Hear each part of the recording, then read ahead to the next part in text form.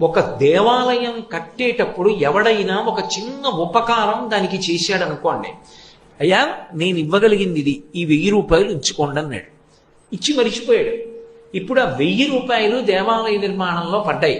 2 ఇటుకలో 3 ఇటుకలో ఆ దేవాలయ నిర్మాణంలోకి వెళ్ళాయి. దేవాలయము ఎంతకాలం ఉంటుందో అంతకాలము ఆ ఇటుకలు అందులో అంతర్భాగం. దేవాలయానికి వచ్చి ఎన్ని లక్షల మంది తర్వాత శాంతి పొందారో వాళ్ళు శాంతి పొందడానికి కారకమైనటువంటి పుణ్యంలో కొంత భాగం వీడి జీవుడికి పడిపోతూనే ఉంటుంది. ఎందుకంటే 3 ఇటుకలు ఉన్నాయి 1000 రూపాయలు ఇచ్చినవి. ఇవి రక్షించుకుంటూ వెళ్ళిపోతూ ఉంటాయి జీవయాత్రలో.